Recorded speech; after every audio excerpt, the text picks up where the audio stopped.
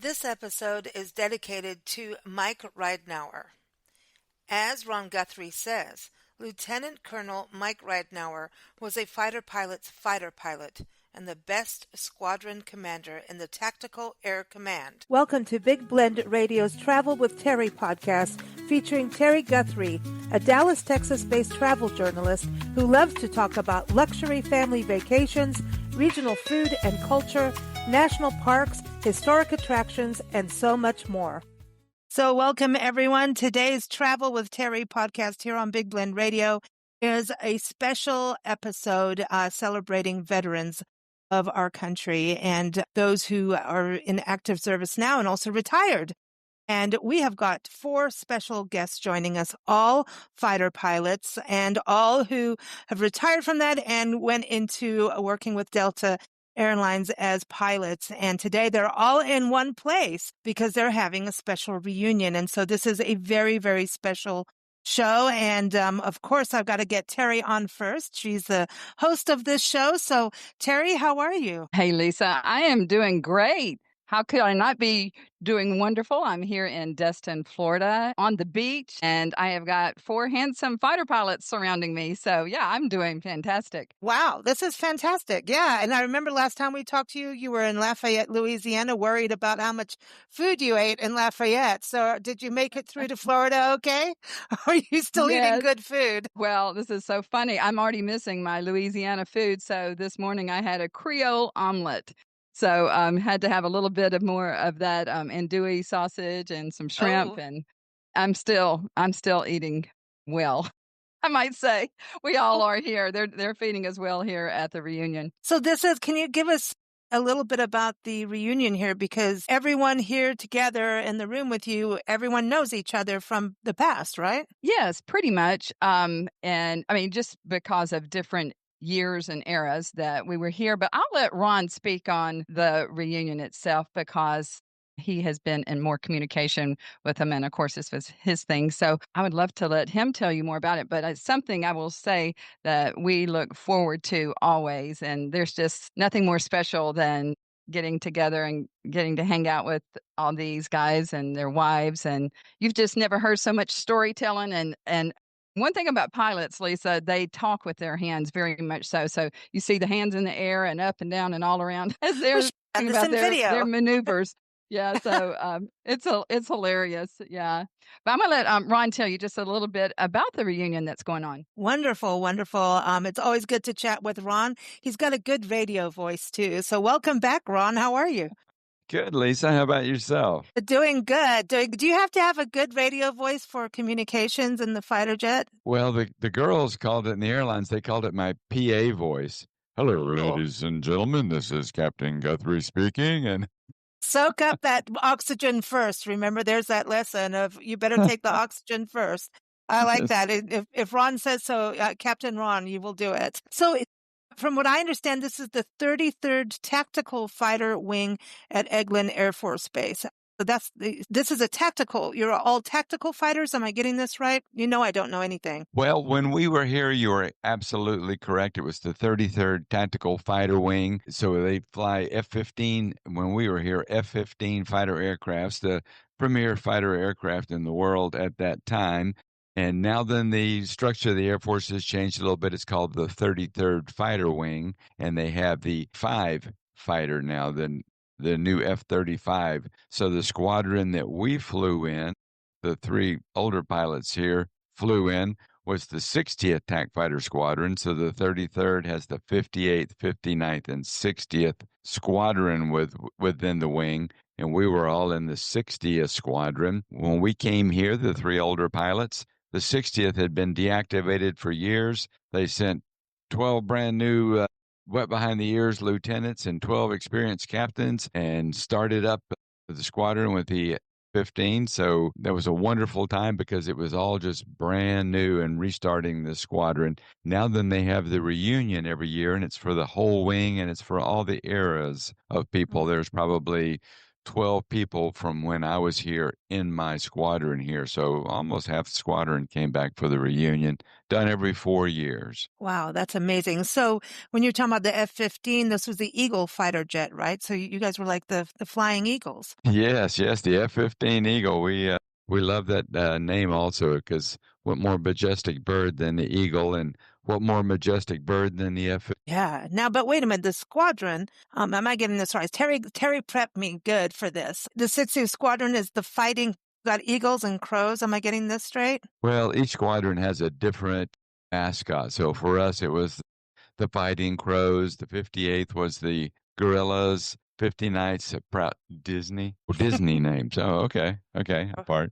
But so Wow. each squadron has a mascot, and it's on the patch of your squadron. It's what sets up the center portion of your patch. So we separate, who's in what squadron. Wow. And it's pretty amazing that you all ended up working with Delta Airlines. And that's what I've heard too, is that majority of pilots, whether it's fighter pilots or not, end up working as commercial pilots. And what safer pilot, you want a pilot that knows stuff. Like I have a friend recently who passed sadly, and he's like, yeah, he's ready for battle on a plane if it happens. And he goes, if you don't think don't profile people, you got to get a grip because things happen in the sky. And he's like, you are prepared as a captain of this airship, because it really is like a ship going up, and he was always like this, you have to be prepared. I think for those who fly a lot, like Terry knows about that, even your daughter, we want to feel comforted about who's flying the plane. I think that's Absolutely. wonderful. Yeah. Well, and Lisa, I can tell you, if you have a military pilot as a commercial pilot, it doesn't get any better than that because they're Yeah. so well trained. They have such a wealth of experience. And I know when I see my military pilot up there flying, I just like, it just gives you a lot of just comfort and peace Mhm. knowing that, hey, we've got the best of the best up there in that cockpit. You're not allowed to say cockpit anymore. You know that, right? It's the flight deck, isn't it? Yeah. As far as Well, I'm concerned, you've got 4 pilots with you. You can say whatever you want. We can get yeah. along with that, Terry, I wanted to touch on, it seems like everyone has military in their family. So it's kind of very connected how people follow in their footsteps or flights. So your parents, your dad served in World War II, right? And then didn't some Yes. of your brothers also go into service? All 3 of my brothers, yes, they one was Marine, one was in the Navy, and one was in the Coast Guard. Yes. And then, so we pretty much had almost all the branches of the service represented. And then I know everybody laughs about this, but I have 33 first cousins, and most of my cousins, most of the men, all of my family, they were all in the military. And we still have some currently serving. Wow. Wow. Well, I want to thank you for your service, because I also want to just, respect the moms out there too.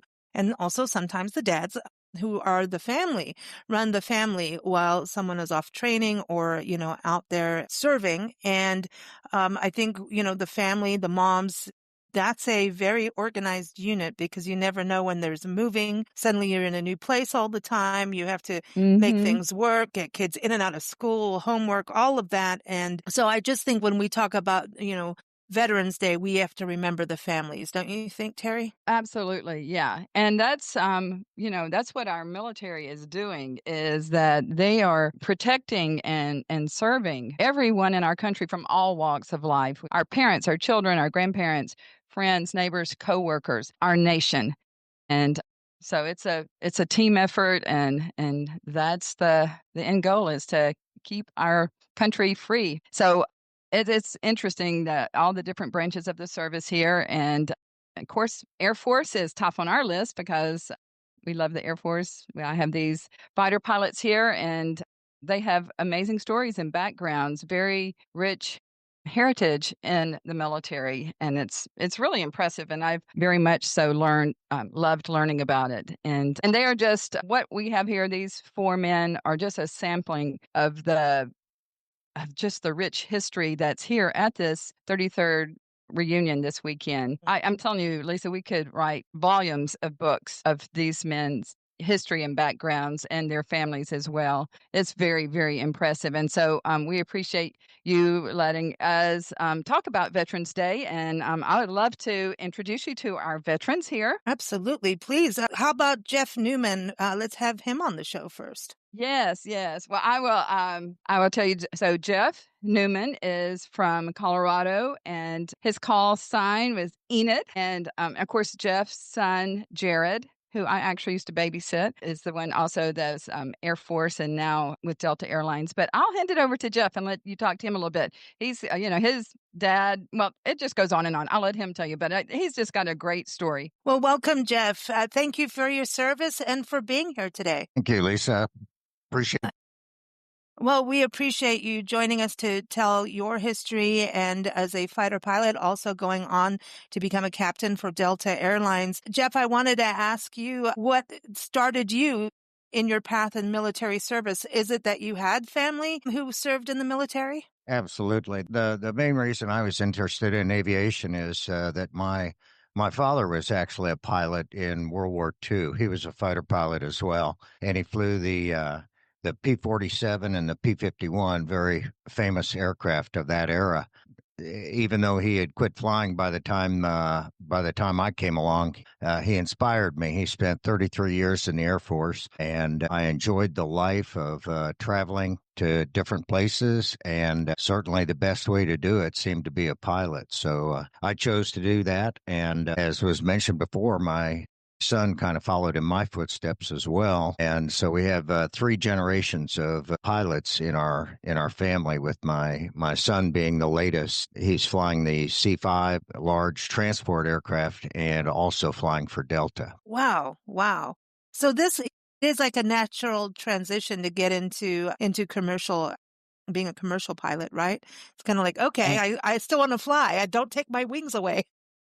No, yeah, it's quite common for military pilots to, once they're either when their military time is done or even at the same time that they're flying in some of the reserve or guard units, they can fly with the airlines at the same time. And I think most pilots, it's just something that gets in your blood, and you wouldn't want to do anything else. You couldn't see living in a cubicle or an office somewhere. It's just a very different way of life. Yeah, I can imagine that. No, I'm like that. You can't put me in an office. No, it doesn't exist. That I'll go nuts. I wanted to ask you too. I was touching on this with Terri, and I want to ask each of the pilots here today the importance of family back home while you're serving and that role, because I think sometimes we, as civilians may forget that, behind every great man, there's a great woman. You're absolutely correct. And actually, it's a shout out to everyone that is behind the scenes. The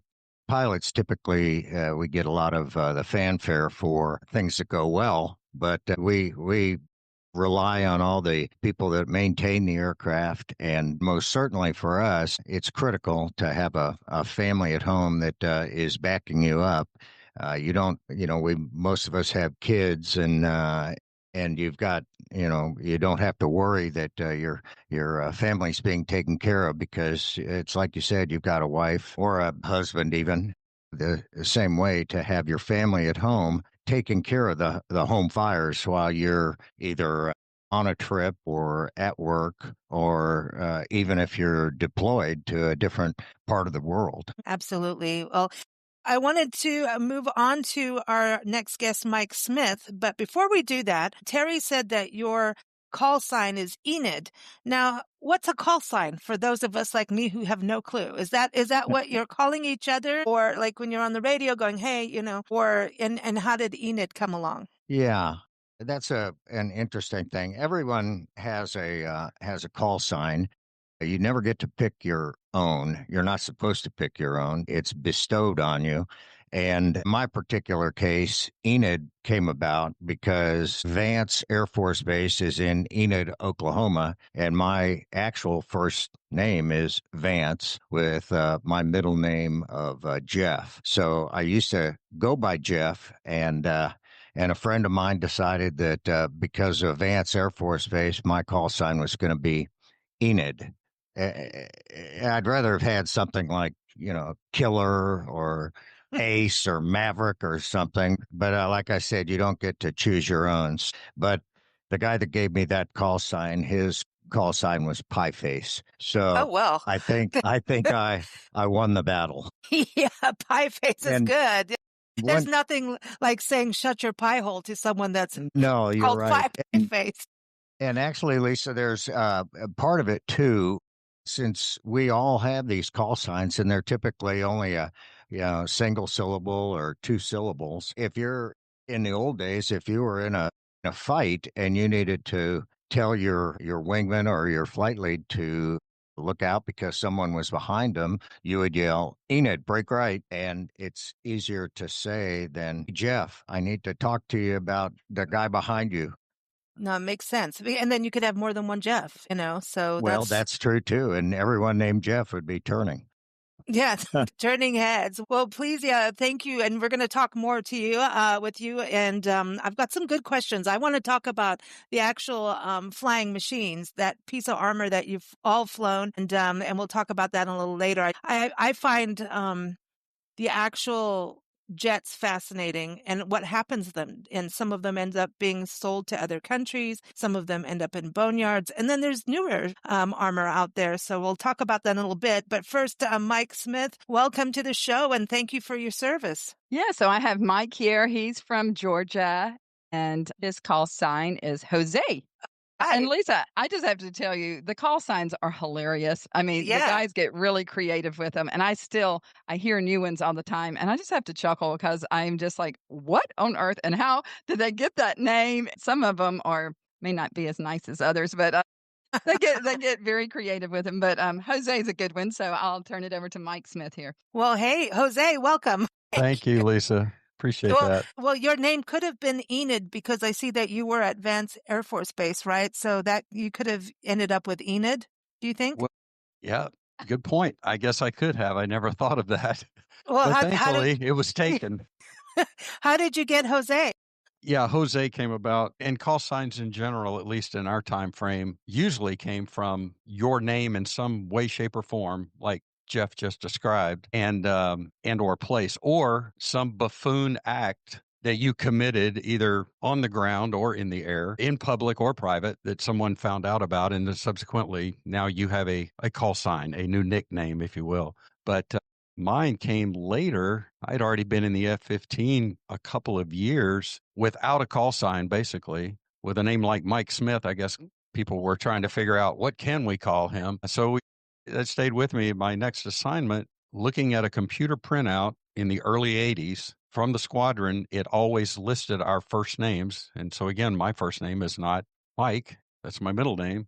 First name is Joseph. Okay. So we only got the first four letters printed and then your last name. So somebody just went, hey, we have a Jose in the Squadron. And so it's not a glorious story. It's not a funny story. It's just, okay, I guess I'm Jose. Well, you could have been Josie. I'm not from any Latin American country or have any heritage along those ways, but that's how it fit. Yeah. I love it. I love it. So do you have military in your family as well? And if so, did that lead you towards military as a career? Probably. It led me, but yes, I definitely had military. But unlike Enid, my dad was guard and reserve in the Army, and I don't guess he was old enough. I'm trying to think. He was a baby in his family, so he was not old enough to be in World War II at that time. But at any rate, yeah, he made it. He started out enlisted, buck private, and then made it all the way to lieutenant colonel in the Army Reserve. And only told me later, once I got in the Air Force, that he had always wanted to fly, but he had never stated that to me before that time. And so I would say it definitely was a factor. But he was, of course, trying to get me to go in the Army, and I'm, for whatever reason, as a kid, building a lot of model airplanes, I appreciated that part of the military. And that's really the only place mine came from. But you could find me in high school on my motorcycle at the time, the Miami airport down at the south end of Florida, watching airplanes take off and land. Never thought about how do I get from here to there, from the ground up to the sky, but just I'll spend all my days watching airplanes. What could be better? And then could be better. That's what was the best part about it. But it seemed I stumbled into that later on. But I would still have to say my my father was a factor in having the military at least be some part of your life, whether it was active duty or in a reserve status. Okay, and for you going into becoming a pilot, going from watching planes, which we used to do that when I grew up in South Africa, that was the place to go in Port Elizabeth, was to the airport, because the bar was hopping. It was a good bar with always good entertainment.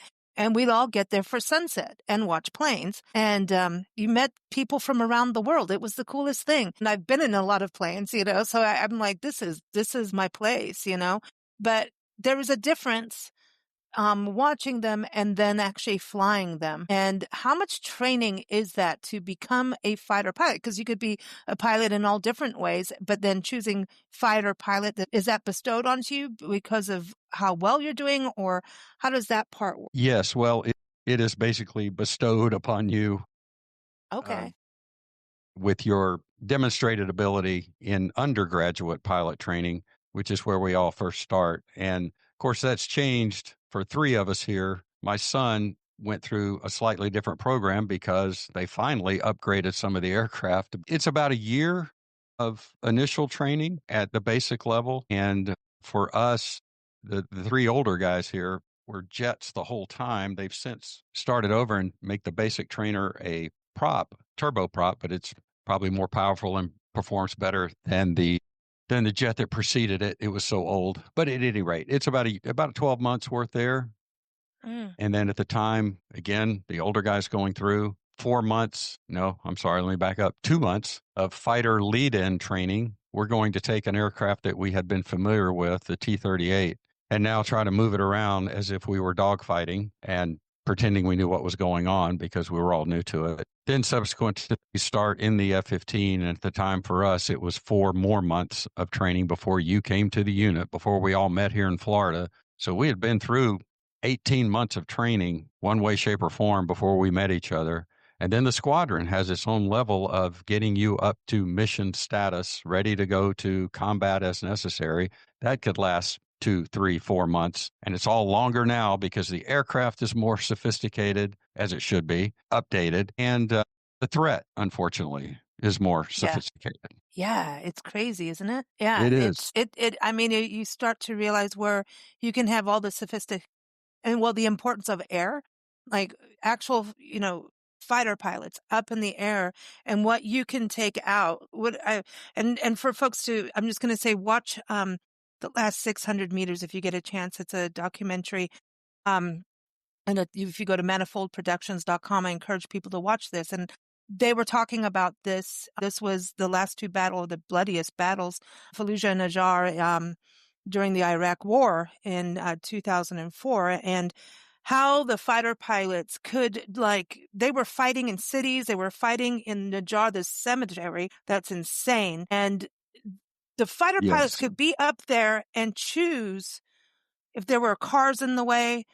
And, they love hand grenades out there, but they could choose what car and say, stand back to the guys on the ground. We're going to shoot this one and we're going to shoot that one, and be that precise. I mean, that's pretty intense. Yes, very much so. Or also warn perhaps the people on the ground that they need to be moving in a different direction, possibly in a hurry, so that we can take care of business for you and help defend. Absolutely. Yeah, because I mean, obviously, wars are war, right? And it's combat. But then there's this whole other level of protection that I think we don't really understand, that's part of the duty, right? Is to be protecting those on the ground and kind of going over, getting a better scope. And through the technology now, you really can fine point it, like, all right, we're going to take this dude over here, not that one on the left, Sorry, that sounded bad. But I mean, it's the truth, It's like, oh, this person over here is a peacekeeper. This person over here has a hand grenade, and we're going to take him first. That's what I meant. So it's very protective over the people on the ground with what you're doing. And to define it a little further, the F-15 that we flew was an air-to-air version. We were flying to shoot down other aircraft. We didn't drop bombs. We didn't shoot rockets. We didn't really strafe with the gun we had across the ground. Ours was just to take care of aircraft. What I learned later on, as I continued to fly the jet, was you're really there to protect those aircraft that are dropping bombs and strafing. So ultimately, it does come back to the folks on the ground.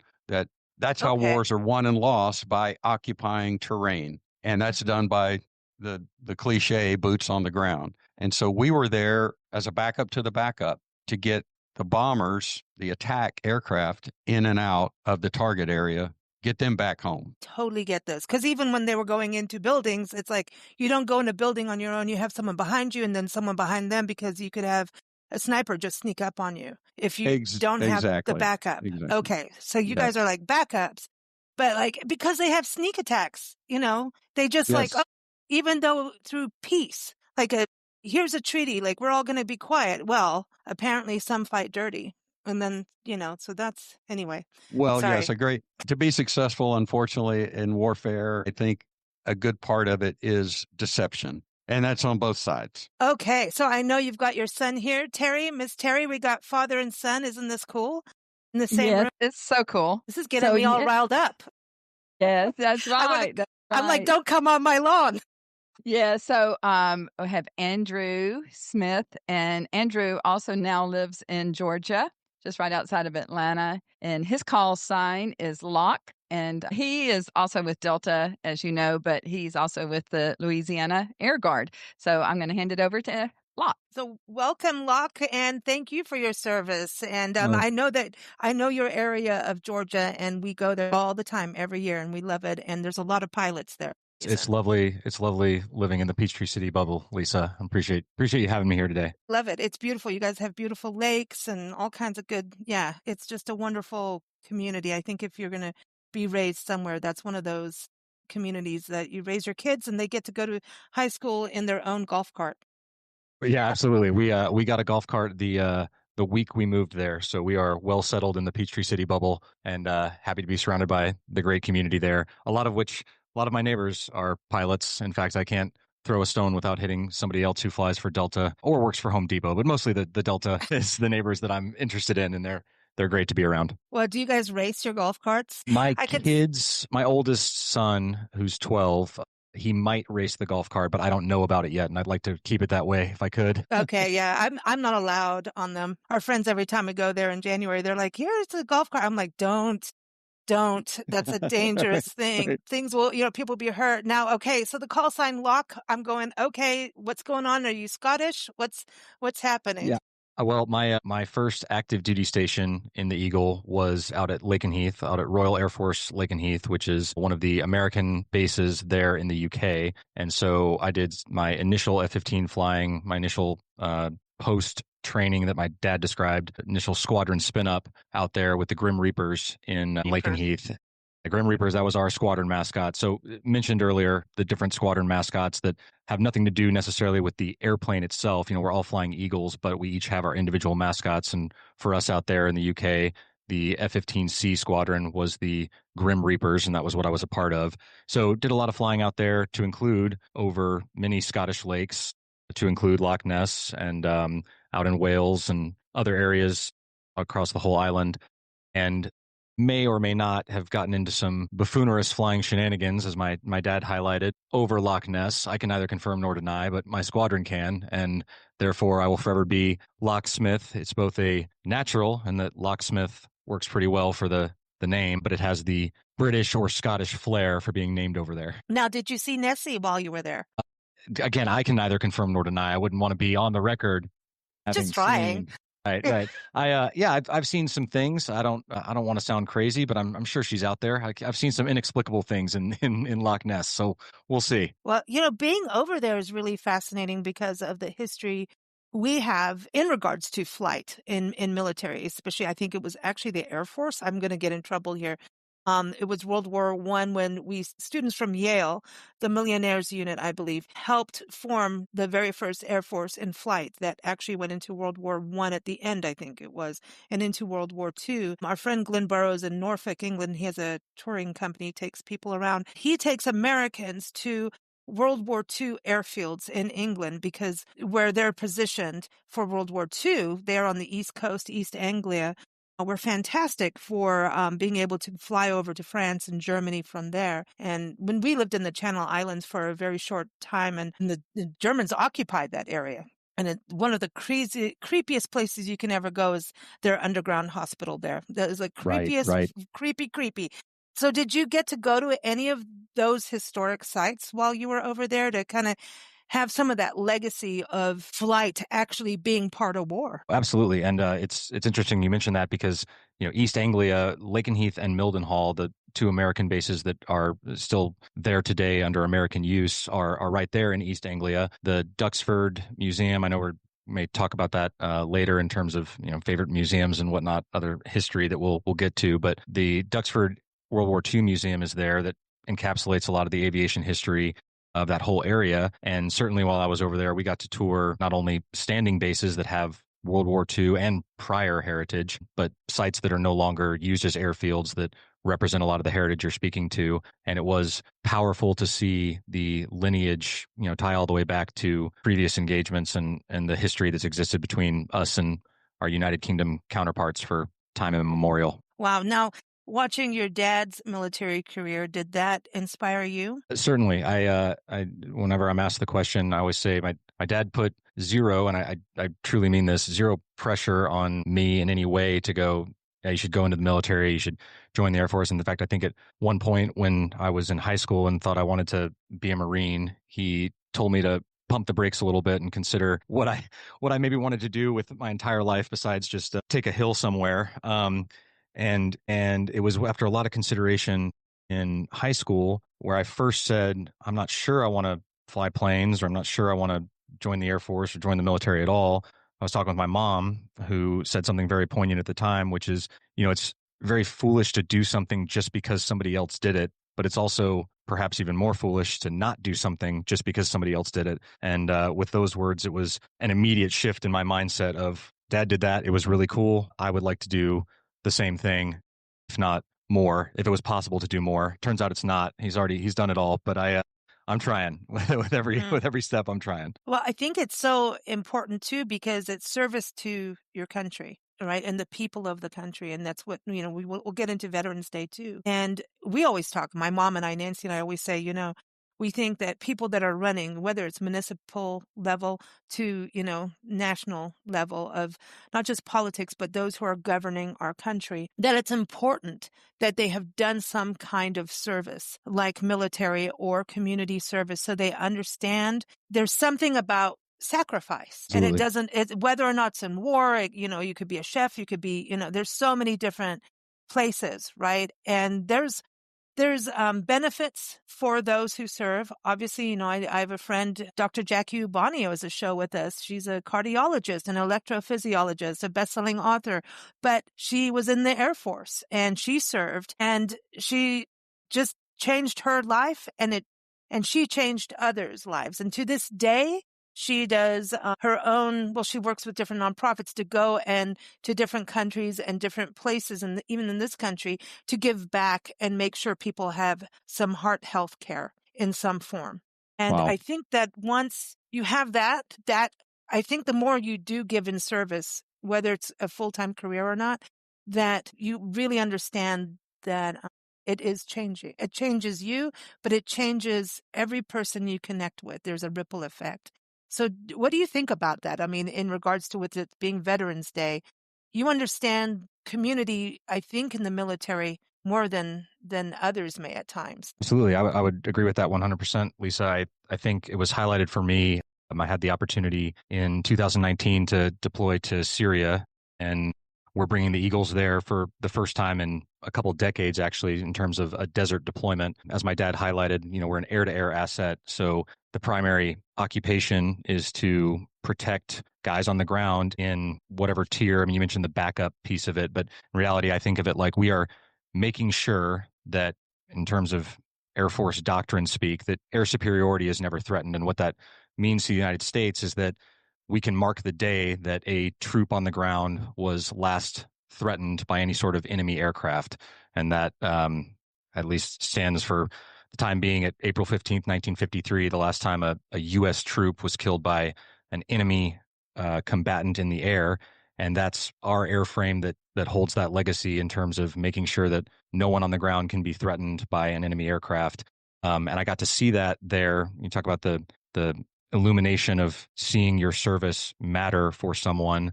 I remember being in the south end of Syria in a place called Antaf Garrison, and there was a convoy that had to return from one side in a firefight against ISIS at the time, turn from one side of that small portion of the country to the other side. And all they were asking for was, could we fly low and fast and loud around the convoy? And it's a picturesque memory for me to see that convoy moving along the road, see the American flag on the back of one of the Humvees. And we're just making a lot of noise to make sure nobody even thinks they could threaten those guys on the ground doing the mission day to day. And I think when you get to see stuff like that, there's a perspective for anybody who's served. You start to recognize your link in that chain, that you are sacrificing and serving for something bigger than yourself. I may never meet those guys. I may never get to talk to them again. But to hear them on the radio that day and hear how grateful they were for the Overwatch, something I'll never forget. And I know it's the type of memory that's shared by all of my compatriots that I've served with, and I'm grateful for it. Wow. Wow. Miss Terri, you were quite right about the stories here, huh? It's just incredible. Yes. And Wow. like I Wow. said, they could write numerous books. Yeah. I appreciate everyone sharing stories and talk about their lives. And, I also hope that people listening to this broadcast now thinks about, everyone in their family that has served and if friends and in their community, right, Terri? This is part of it. Yes, absolutely. The one thing about Veterans Day is that it's a tribute to all veterans of all services, and not just in wartime, but in peacetime as well, because, there's a lot of military men and women that die during training and all kind of different accidents that happen, and that's during peacetime. And actually, Ron's dad is one of those. So I'll turn it over to Ron Guthrie from Texas, and his call sign is Arlo. Hello, Arlo Guthrie. I'm going to start playing. I'm going to start playing Arlo music. You know how it is. Ron, again, I know I've said this before to you, but thank you for your service and for being back on the show talking about your military history. You're doing good. Are you enjoying all these stories? You already know these stories, don't you? We've been telling a lot of stories over the last couple of days, and several of them were true, but we're not sure which ones.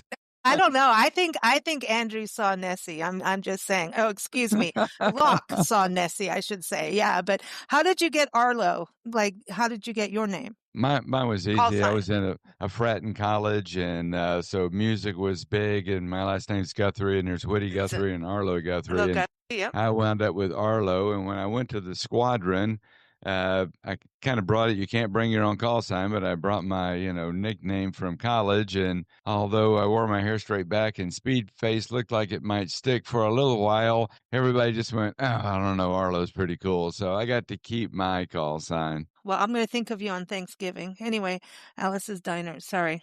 Anyway, that's a whole other thing. But talking about, family in military. So you do have a lot of family in military. I do. My dad was in the military. He was killed in a accident in the Army when I was younger. My older brother went into the Army and became a helicopter pilot. I went to college and got in the Air Force to become a fighter pilot. It's kind of what I always wanted to do. And my brother said I went over to the dark side. But as time went on, it looked like Air Force life was a little bit better than Army life. And the F-15 was a special airplane. To talk about air superiority, we had a little bit of an ego in the F-15.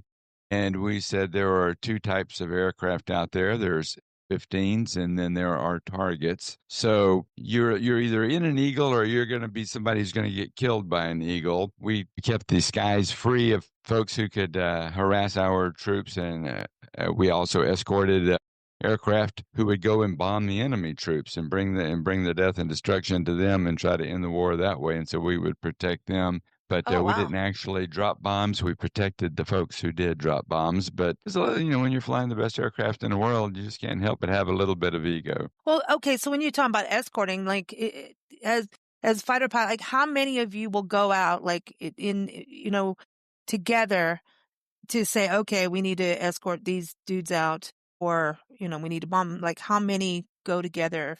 It's totally mission dependent. It depends on what the mission of the bombers are and what the threat is against them. And then the mission planners will say we need 4 or 8 or 16 or very, very large packages. That some of these guys who flew in some of the larger packages. And so it can be quite a few folks and quite a bit of coordination to get everybody together at the same place on time.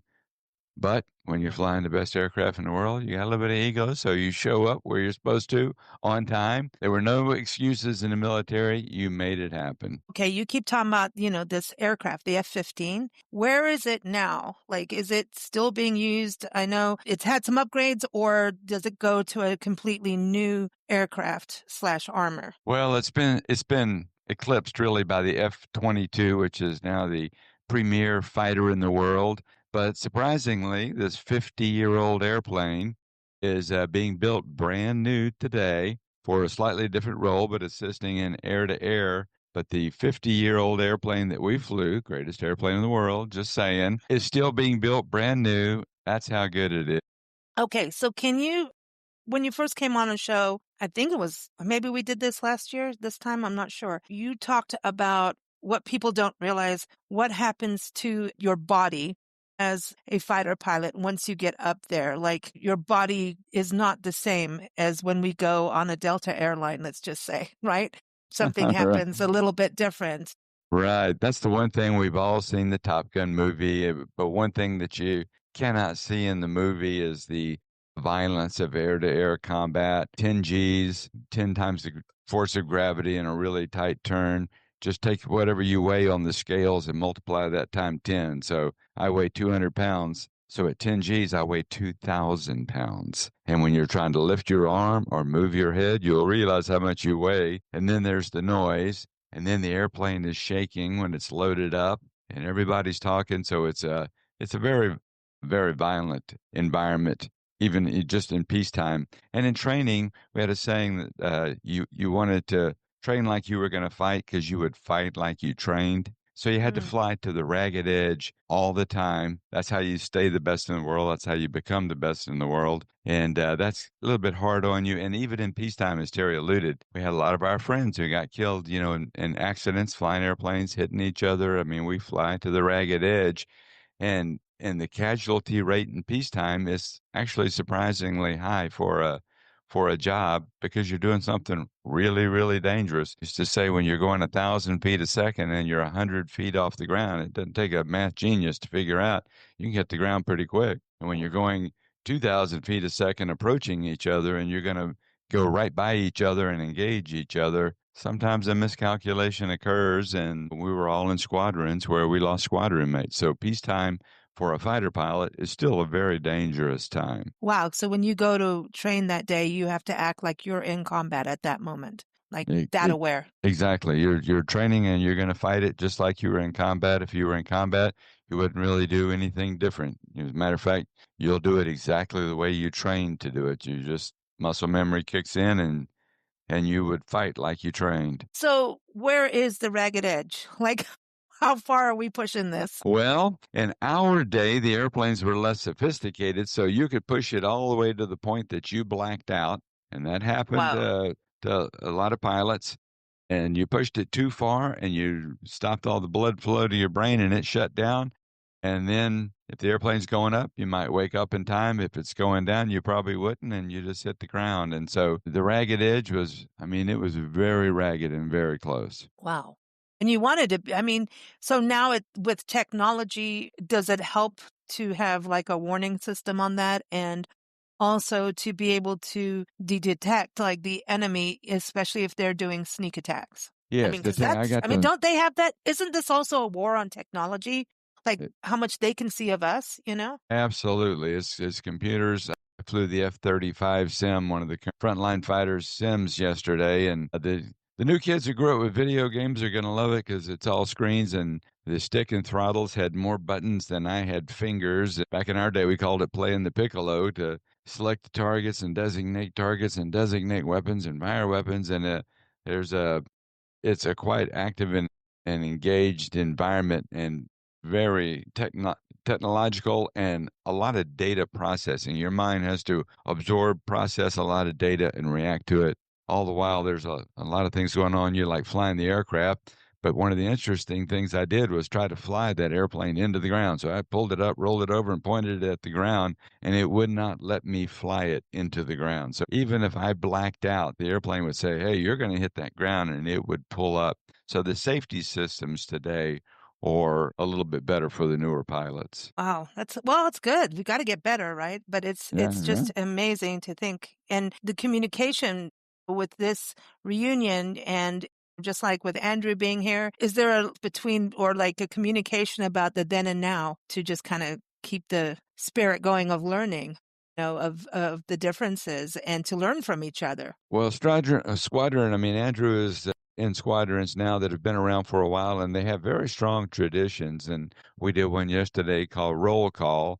And we went to the squadrons, which don't have bars anymore. They now have heritage rooms. But so much of what their traditions are in a squadron have been handed down over the years from guys like us to Andrew. Wow, that's so cool. That's the power of these reunions, right? Is to just have that camaraderie. And that's what brings me to the next part. I know Terri wanted to focus on what Veterans Day means to everyone. So let's start with you, Ron, and then put me through to your wonderful wife, Terri. But when we look at Veterans Day, what do you feel? Well, I think it's a tribute to those who served, and the danger of peacetime is often overlooked. So I think somebody who gets killed in peacetime, they're not a wartime casualty, but they are just as dead. So that honoring of everybody who has served in whatever capacity. I agree. Now, Miss Yeah. Terri, I wanted to ask you, apparently there's another Arlo in the family. Am I right? Yes, of course, that's our little Archer Arlo, and he is about to turn 4 on Veterans Day, 11/11. So our daughter Wow. and son-in-law wanted to honor Ron by having his call name live on. And so, yeah, we have our little Archer Arlo born on Veterans Day. So that's pretty special. Easy birthday to remember. Bet. I don't And the know that he was 11, born on the 11th hour, but no, now that would be I magic. know. What does Veterans Day mean for you? Well, I've always known it was something really special. And as I get older and older, it just becomes more and more special. But it's really kind of an emotional reminder of those who put their lives on the line for our country. And it's a time definitely to honor, respect, and acknowledge that. Our country would not be what it is today if it wasn't for our military and the superiority of our military, and that without it, who knows? It's scary to think where we would be, but bottom line is that freedom is not free. And Yeah.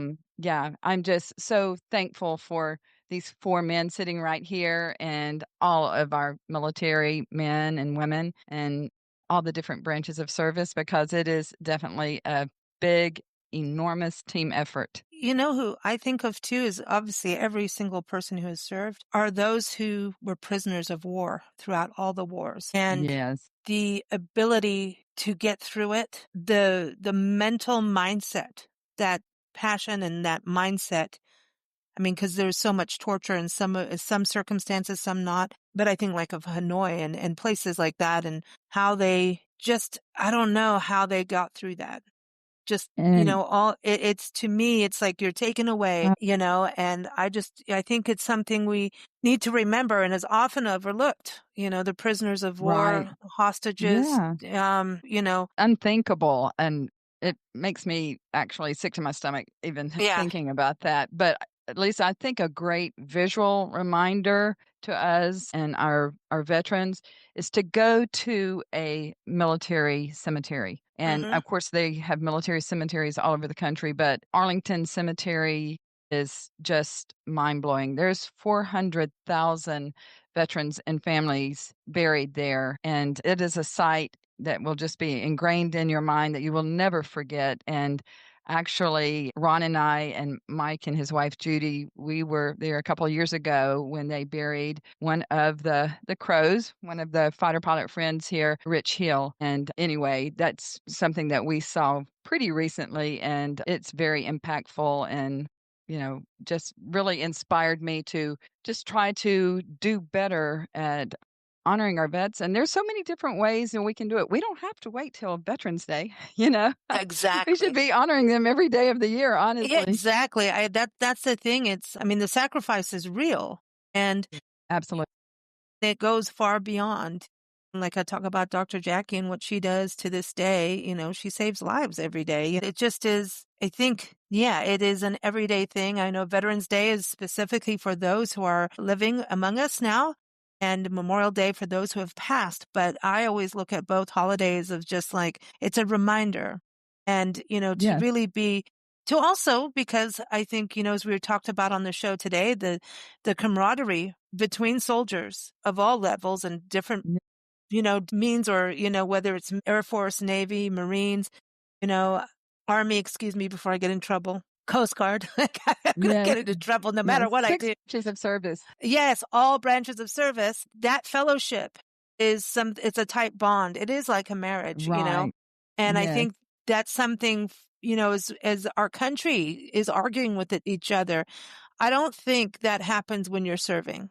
I think it goes human to human, and you've got each other's back. And I think that's something we need to kind of take a good, strong look at as the world carries on. And we do have wars happening. We are, our men and women are out there now doing things. And so we got to think and support. There's so many nonprofits like Soldiers Angels, Wounded Warrior, Soldiers Angels. You can send boxes of cookies and M&Ms. Everyone likes their M&Ms. You can actively participate. So there's a lot of things we can do to really let people know we care. And even if we haven't met you, we think about you and we appreciate what you're doing. So I think this all goes back to community, but let's see what Enid has to say. Am I allowed to call him Enid? Of course, yes. We all call him Enid. Enid, what does Veterans Day mean to you? Well, for me, it's because we have had many generations of service members. It's almost a way for me to relate to my father, my son. And I didn't even mention that my wife, her family has a lot of service history as well. Her father was an LST commander in World War II, and her brother served honorably for 20 years in the Naval Reserves. We have a lot of family members, and it helps me appreciate my family members even more. And then, of course, anytime that any of us get together, we honor each other just with the stories that we tell, even if they may or may not be true. It always has a moral to it. I would just say that when it comes to Veterans Day, these people, like at this reunion, they are my family. We've been through a lot together. We've grown together. We've watched some of our friends die. We've attended funerals. We've done flybys. And a lot of these things they get a deeper feeling, I think, than most people do at Veterans Day. But for us, I believe it's a critically important national day of remembrance of the sacrifices that we and our friends have made. Yeah. Thank you. Okay, so let's go to Jose. Jose, what does Veterans Day mean for you? My father passed away on the Friday before Veterans Day in 2000.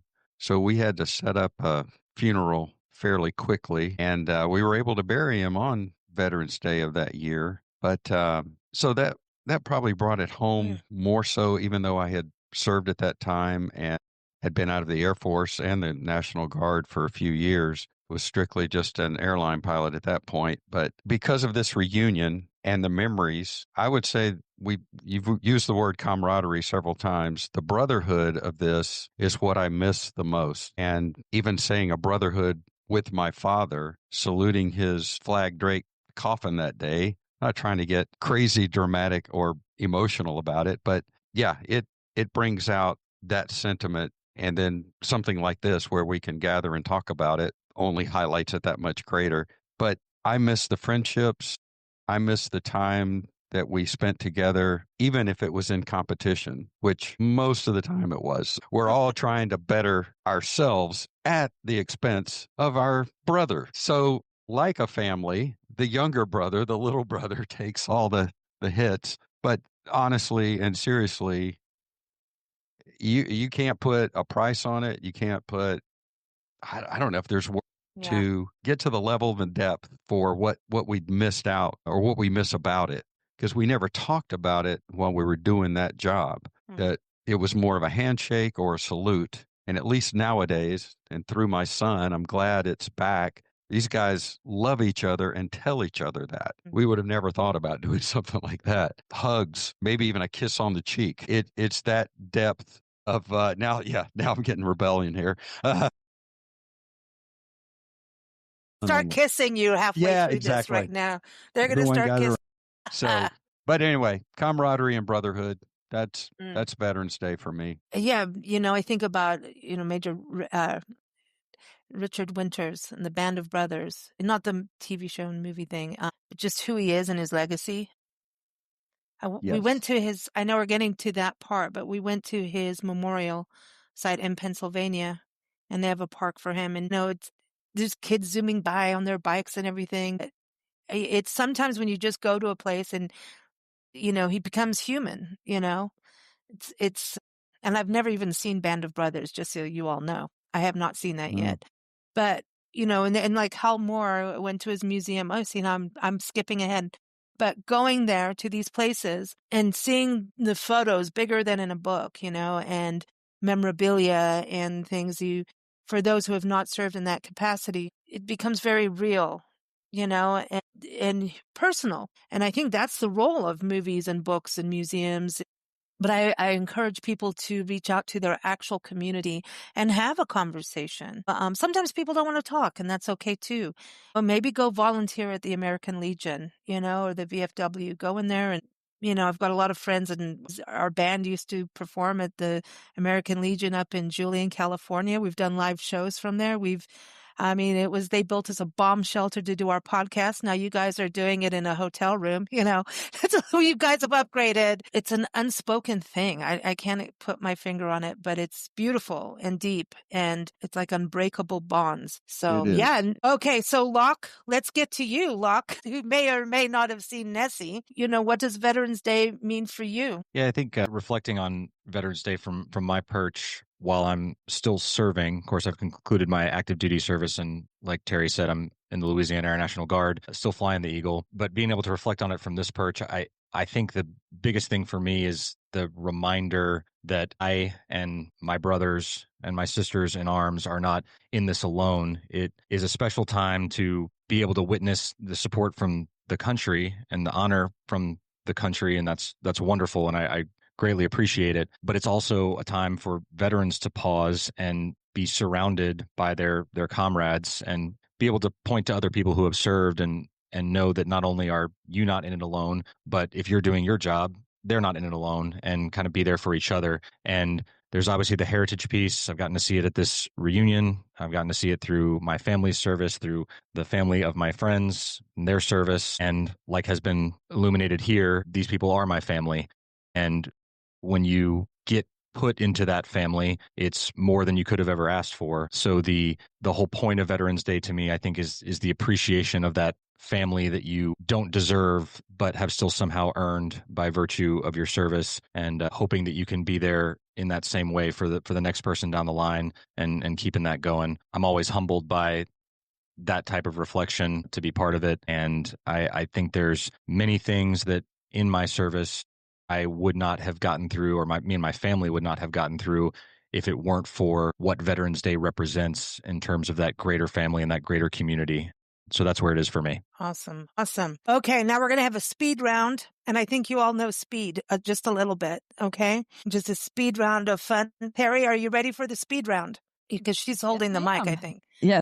Okay, I know we want to get to museums, and I spilled my beans early and wasn't supposed to, so I'd never make a good fighter pilot. I'd be a little trigger happy or something probably. But I want to go around and ask each person a life lesson, just a short life lesson that they've learned from their service, including you, Terri, as the mama, a life lesson. Okay, we'll get to you at you could close it up on that part. A life lesson. And then I want to know, and we'll do it all, we'll do the museums at the end here, or destinations where people can experience military history for Veterans Day. What I wanted to go into real quick is the actual armor, the actual airplanes, the jets. The best one that you've ever flown, And now I know Ron, Arlo, I mean, loves his F-15, but has he flown something else that he really loved? And if there was anything you could fly right now today, what would it be? Okay, so we'll go from that. So, Terri, I don't know, do you want to fly something? I don't know if you want to, have you flown anything before, Terri? You never know. She might have. In my dreams. Yes. Yeah. Have you ever flown at all? I don't know. I think maybe some private jets. Not jets, but private airplanes. Okay. Delta airliner. No, I'm kidding. Would you do it? Would you do it if you had a chance? Heck yeah, I would do it. But yeah, I have flown in an F-15 simulator. I sure did a couple of years ago. And my husband whipped my butt. Oh, well, I'm just saying. Not a nice thing to do to your wife. Yeah. Uh-oh. Yeah, that was fun. Yeah, that's about as close. And I got to go on a taxi ride in the F-15. I went through a mini ejection training and got to suit up in my flight suit. And yeah, and Ron was actually my pilot, which doesn't happen very often. He just happened to be the pilot on duty today. And yeah, I mean, they turned on the afterburners and I was getting so excited and then it stopped. I was like so disappointed. Don't stop it. I was ready to take off and pull some G's. Now, if you could fly any air vessel, what would it be? Okay, let me think here. F-35. Okay. Oh, she's moving on up. All right. I mean that's the simulator we saw yesterday. So okay, so she's in. She's in. That's one of the latest, greatest things. But we all know that the F-15 is the best, the greatest. So just saying. Okay. We'll see what Arlo. So what does Arlo have to say about this? Okay, Arlo, the favorite air vessel that you have flown, and and then one that you really want to fly that you haven't yet. Okay, favorite thing I've ever flown would be the F-15. The one I really want to fly, but I haven't got to fly yet, is the new F-15EX. And greatest aircraft of all time, I'm going to go with F-15. Okay, all right. So, okay, Mike? Yes, well, the F-15, the A model, followed closely by the F-15C model. And then I still would like to fly an F-22 just because it has a side stick controller and supposedly you can't over G it and it will cruise supersonic with no afterburner. Now, I know some of the latest Eagles will do that too. I never experienced that. We didn't have that kind of power, but yeah. So it all comes down to the Eagle again. Surprise. All right, you guys. All right. So what does your son have to say? Any differences here? Yeah. So the greatest aircraft I have ever flown to date, maybe a curveball here, is the F-15. This is the F-15C Eagle. But if I could fly anything now, it would be probably the latest and greatest, which is the F-15EX, and I will get to fly it. So spoiler alert for everybody else, and apologies to anyone who doesn't get to fly it, but I will, and I'm looking forward to it. We're supposed to get those any day now here in New Orleans as the latest replacement for the F-15C. And yeah, honorable mention to some of the 5th gen counterparts that have been brought up. Like if you gave me an F-22 or an F-35 to go try out for a day, sure, I'd like to compare just so I can come back and let everybody know that the F-15 is still the greatest we have to offer. And I'll leave it at that. Wow. All right. So Enid, you close off the air vessel part here. Are we still F-15? I don't think there's going to be any surprises here. The greatest airplane I ever flew was the F-15 in any of the versions that we have. I will break with tradition a little bit, though, that if I could, I would love to fly a P-51 like my dad did. And there's something about hearing that Rolls-Royce engine as it flies by. It's a spectacular aircraft, and it was spectacular in World War II, and would have just been another thing that my father and I shared. Now, let me ask you this, since you're retired from Delta Airlines. When you're up there, do you ever kind of search out the sky and go like, come on, like just, I want to put it into like a little bit of high gear, like, and then kind of go a little faster? Like, the passengers in the back, they get upset if you do a roll. Okay. So no, I would say in the airline flying compared to the military flying, it is so different that you never really equate the two together. Yeah, I did love my time flying the airliners for Delta, but I think most of that is just because I always love looking out the window and sightseeing, and it's about the best view in the house, you know? Yeah, really, really.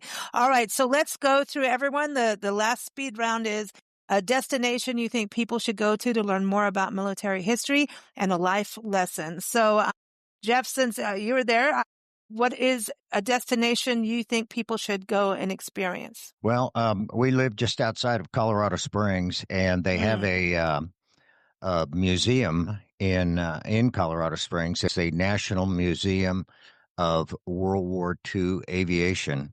And in addition to they have flyable airplanes, so you can actually pay to get a ride in a B-25 or backseat of a P-47. Wow. I think that we need to appreciate where we've come from. And I think World War II was a pretty special time in aviation. So I think that would be and they also do restorations of aircraft there too. So it's a fascinating place to visit, and you can certainly learn a lot. And your life lesson? My life lesson, I think from the military, we live in a world today that's filled with people phony and lying and all, and you really can't do that in the business that we were in. There are no surprises. Everything is honest, if you will. And so I think that breeds amongst a group like us integrity. And I think that's a quality that's in pretty short supply in our world today. I agree with you. Thank you. Okay, so what about Jose? Is Jose there? Feliciano? No, I'm kidding. Jose's here. I would say Yeah. if you're, and so far as places to come see, if you're anywhere in Georgia, and specifically middle Georgia, there's a Warner Robins Air Museum there at Robins Air Force Base, which also happens to be the depot for 15 upgrades, maintenance, overhauls, still goes on to this day. And you're about an hour drive south of Atlanta to get there. They let you in for free. So I was able to take Locke down from our home in Atlanta to Warner Robins to pick up a recently overhauled, it was a beautiful jet.